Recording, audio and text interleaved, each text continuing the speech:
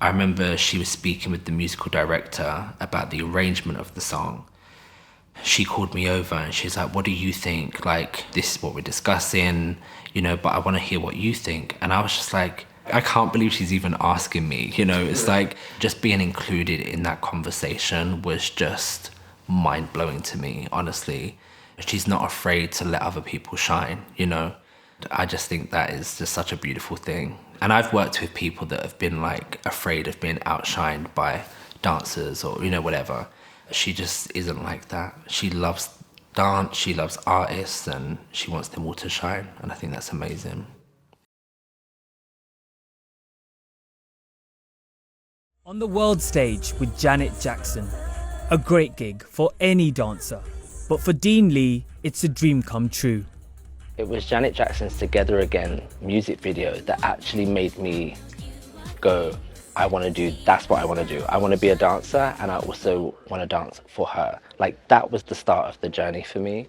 So to be here, There's two things I remember. One of them was Michael Jackson's Thriller video. I was so petrified of the video when I was so young. So I used to leave the room when that video came on. Every time the bass line came in, a dum dum dum dum dum, like that just did something to me, and I'd always go back in the room to watch.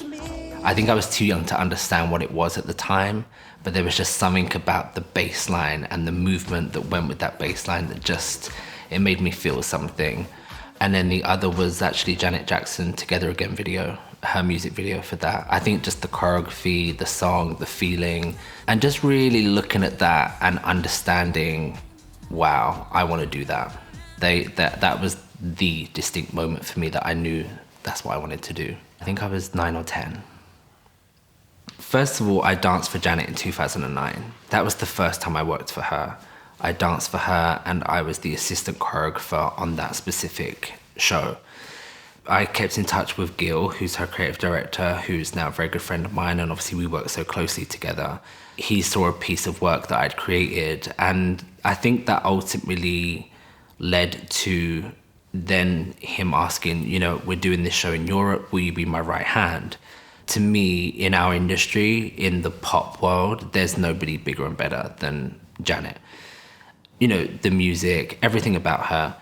For me, that gap in between and rejoining the camp, I wasn't actively trying to seek how I could work for them. It just didn't happen like that.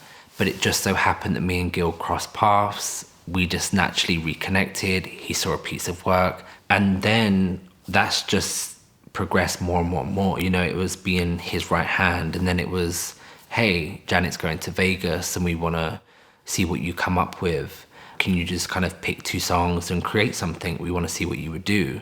And so I did, and that's how I ended up choreographing for her for the first time. But even when I was younger, even when I was a dancer, even when I was already a choreographer, I was never ever imagining that I was going to choreograph for Janet Jackson. It just wasn't something that I had even entertained the thought of. I was like, yeah, if I go back, maybe it is just being Gil's right hand, and I would have been more than happy with that. But it's just, connection, I think, means so much to people and it counts for so much, because me and Janet became closer and we ended up forming a very, very natural friendship. And I'm so grateful for that because she is truly a magnificent human being. But I think also I still do the work. It's not like our friendship outweighs, oh, I can sit back and relax. I don't need to put as much effort into this now that I've got the job. It's actually the complete opposite. It's like, I want to do the best job every single day because there's so much love and respect for all of those people and that whole camp and her legacy. So I will say it's just all been such a natural process, but it still blows my mind. It still blows my mind, and I've spoke about this before of Together Again, the music video being the video that made me want to dance, and then cut into 22 years later and it's like choreographing the Together Again tour. It's just really, really wild how the universe works. I think a lot of my life I felt really, really, really, truly invisible, and a lot of people treated me like I was invisible as well, or people would really use my work because they loved my work but then wouldn't really give me any credit for it. It's the age-old thing. But I think when somebody like Janet comes along, and also Gil, because I love Gil as well. I remember I used to watch the Velvet Rope tour, and he was the dancer I used to watch. So it's just crazy. Even that in itself is crazy as well. But, you know, I love both of them so much, and they've been true friends to me. And I think when people like that come along and make you feel really validated and really respected about the work that you do, all of a sudden you see a lot more around you clearer of just like, wow, well, if they can make me feel like that and they can give me the amount of respect that they do, then other things start to just be a bit clearer for you. The thing that I immediately think about that takes me back to that time of, wow, you know, they really see me and respect me. I hate how that sounds actually. It's not even about me being respected. It's just like they value the work that you're doing. I would probably say is the first Las Vegas residency, Metamorphoses, and that's the first time I choreographed for Janet. And I choreographed Feedback. And I think the hardest part about choreographing for Janet is so much of her stuff is iconic and instantly recognizable. And so when it came to choreographing that song, and obviously Gil had choreographed that originally for the video and obviously all the performances, I was like, I just have to approach this as if it's the first time anybody is seeing this be performed, you know, like when an artist debuts a song, you know, I approached it from that way and just how can I make this completely different but still the Janet feel and the Janet stamp and still have my voice in there. So I choreographed Feedback, I filmed it, I sent it over to Gil, he sent it to Janet, and I didn't really know Janet at this point. And she watched the video and he messaged me about 20 minutes later and was like, she loves what you've done with Feedback, but Feedback's not currently in the set list, so she's gonna add it in to the set list because she loved what I did so much. I just went cold. So we got to LA and we was in rehearsals, and usually Janet would learn the choreography from somebody else, not necessarily the choreographer. The choreographer would teach to them and then they would work with Janet separately. And so I thought that was going to be the case as well. And it's what we call the mirror box. And sometimes they, you know, set up a corner where Jan will go and work by herself before she gets slotted in with the dancers. And I thought that was going to be the case, you know. And Gil was like, no, she wants to learn it from you. You're going to go and teach her. And I remember just like wanting to die because I was like inside freaking out. But I think that moment was really what connected us actually. And then she was learning the choreography, and then originally Feedback I think was going to be in the encore, and then she moved it in the show to open the show. So it was kind of like a double whammy of like, wow, she, you know. And then, you know, I'd choreographed the second verse of the song. I remember she was speaking with the musical director about the arrangement of the song. She called me over and she's like, what do you think? Like, how do you feel? You know, this is what we're discussing, you know, but I want to hear what you think. And I was just like, I can't believe she's even asking me, you know. It's like just being included in that conversation was just mind-blowing to me, honestly, just because she in that moment was showing so much respect for my art form. And she's like, I want it to look how you want it to look. I want it to sound how you want it to sound. And I was like, wow, she is such a true artist. She's not afraid to let other people shine. I just think that is just such a beautiful thing. And I've worked with people that have been like afraid of being outshined by dancers or, you know, whatever. She just isn't like that. She loves dance, she loves artists, and she wants them all to shine. And I think that's amazing. Yeah. I think finding dance, I was able to associate dance with being a key to another kind of life. Really investing everything I had into that dream and into that goal. Going back to the Together Again video, I knew that that's what made me want to dance, but it wasn't until a few years after that and later that I really started to put the steps into motion of, okay, let me find a local dance class, you know, let me see if this is really, you know, a thing I want to be doing. So I started later than most people. I didn't start till I was like 13, properly 14, I think. And then, you know, that was just at a local theatre school. You know, they were wonderful to me, but that was really the start of the journey, I'd say. I don't remember my very first dance class, but I do remember the first class I went to, in the sense of like, there was a boys' dance class on a Thursday evening from 4:30 till 7:30, and I think it was like £2.50 or something for 3 hours. Like it was amazing. So I remember that was the class I was being put into, but I don't remember my very first class. But what I do remember is just these boys were amazing. Like, they were so cool. They could all do the moonwalk, and like they just had so much swag about them. I'm naturally a very shy person, and even as a child I was painfully shy and never spoke. I just didn't want to speak to anybody. I never wanted to open my mouth.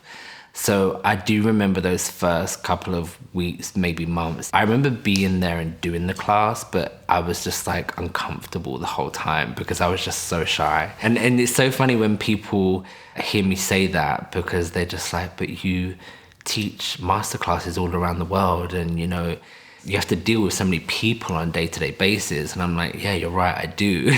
But I think as a dancer, I learned to understand I can let go of that shyness. It's like having an alter ego, you know, and you can become somebody else for that period of time.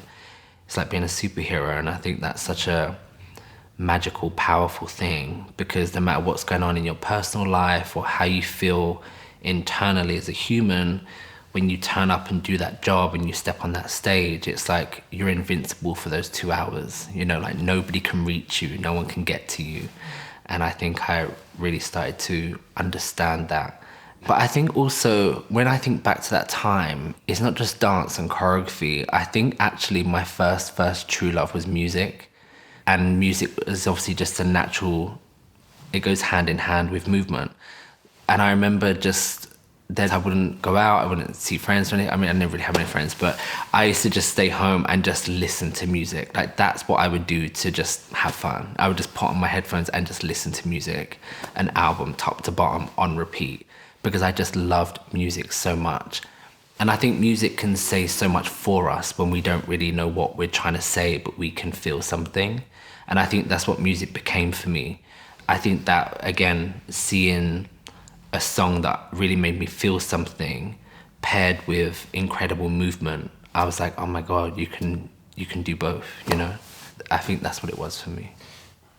You know, the things you go through in your life, especially when you're younger and you're growing up, they really stick with you and they become a part of you. I mean, they are a part of you anyway, but it's like just choosing how you wear those scars, I think. And I remember getting to a point where I was almost able to tap into the pain and the sadness and the memories of things that I've been through, but being able to use them for my art form without it kind of taking control of me. It's like alchemy, you know, it's like turning pain into beauty. And I think that was a really significant point for me, because I was like, oh, that's really what's gonna make true art. And it's so interesting because every time I did do that, that would be the thing that people would then come and speak to me about, like, oh my God, like I really felt that, or it made me cry, or, you know, it's how people resonate to it. So yes, I would say that those things help what I create for sure, because then you're able to tell a story. And I think ultimately that's what we do as artists, we're storytellers. I've had to navigate a lot by myself, which is a very, very tough thing to do because you learn things the hard way. It teaches you a lot of lessons very quickly. It just makes you stronger the next time round it happens, you know? For that, I'm grateful to some degree. Definitely growing up, I think the support thing it wasn't always there. So I really had to just be okay with being the odd one out a lot of the time.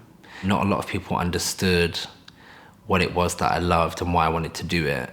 But I felt it with every fiber of my being. You know, I was horrendous at school because I was not academic. My brain just didn't work like that. I used to just daydream all day long. I couldn't focus in class because all I could think about was dance. That's hard because you're surrounded by people that don't feel like that.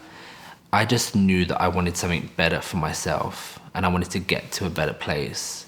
I was willing to do whatever I needed to do to get there. In terms of sacrifice, you know, in the sense of, I don't mind if it means that I don't have any friends. I don't mind if it means that people talk about me. I don't mind if people don't like me. Like I said earlier, I'm an introvert. I'm I've spent a lot of time by myself involuntarily.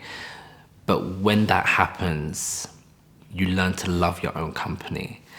I very quickly became okay with being the odd one out, because now that I'm here, I realize that that is actually what makes you very, very special and very unique. And you end up carving a path instead of walking one that somebody's already created. How you make an artist feel, I think, is so, so important. It's not just about putting cool steps on them.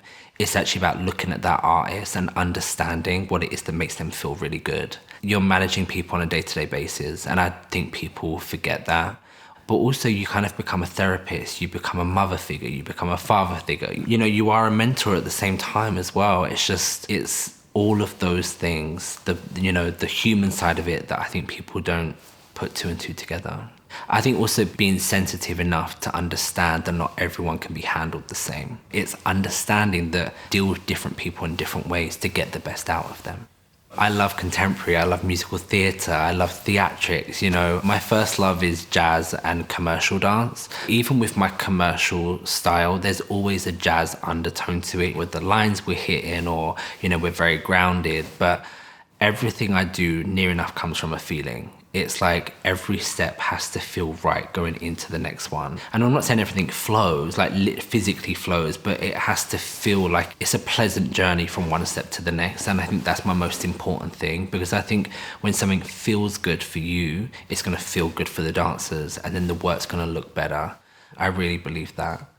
Going into professional dance college really opened my eyes and my mind to things that I hadn't really experienced before. You know, I remember one of my jazz teachers, we used to have musical theatre history, and he just sat us down, like didn't even speak to us, and just played a video, and it was like the original cast of Dreamgirls. And I was like, oh, what is this? You know, it blew my mind, and that got my mind understanding, okay, if I want to be what I want to be, I need to be as knowledgeable as possible. So I slowly fell in love with musical theatre, and, you know, just tried to explore as many musical shows as possible, discovering Bob Fosse, and just, I think for me that is the biggest inspiration, because I think he's such a true genius, and his work still stands the test of time now. And I think with him, it's so just him. There's no apologizing for the things he's doing. He just believed in his vision, believed in his work, and it was just very unapologetic, and nobody else was doing what he was doing. I just think that is the most inspiring thing. I think he really understood the art of simplicity and the art of subtlety, and I think they are two very, very distinct things that are hard to achieve properly. And I think a lot of people try and replicate it, but I don't think they understand the true art of those two things. Big thing for me is editing. Like, sometimes I over choreograph on purpose, and then actually what I can do from there is pull away. And it's my editing process. I do it every time. And I edit until, you know, it's like wiping the smudges off a window, basically, until it's really readable and it's pleasant to the eye. I love the editing process, yeah. For me, creatively, I think it's like building a house. You know, it's the foundations, and then you're adding things as you go. And I think for me, that really is my creative process. It's like, let's just get the steps out. Let's just learn everything. Everyone learn everything. And then, okay, now let me start staging this picture and how I want it to move, and what's the next thing I want to see. And then we edit choreography, and then it's about drilling. I think just drilling choreography is the key to greatness. I really do, because you just want it to become second nature. I think there's this magical moment where dancers are thinking about the steps constantly. Of course they are. It's a lot to learn. You're trying to remember everything, the counts, the dynamic, direction, staging. But there's this magical moment once you've been drilling it where they don't think. And I remind them, okay, we know it, we're good. But now start listening to the song again. Think about the intention of a certain lyric, the way that the singer is singing a certain, how does that make you feel? And now start layering the steps that you've just learned with that emotion and your performance. And I think there's just this moment every time where it happens and everyone feels it. And it just takes the piece from just being steps to something that they all feel amongst them. And then when they feel it, and they give it back to the audience feel it. And that is just like the most priceless moment for me. It becomes alive. That is the perfect way of putting it. There's a grit to my journey that you can't replicate and you can't teach somebody about. You can't even really explain it to someone or put it into words. It's really, really difficult. Even if you just told them some of the physical situations that you've been in, it's like people still can't grasp it because they haven't lived it. So they don't know what that feels like. What I understood was actually that whole journey, I had to go through that. I had to go through those things because it makes me who I am as a human. And then who I am as a human is able to then translate all of that into art.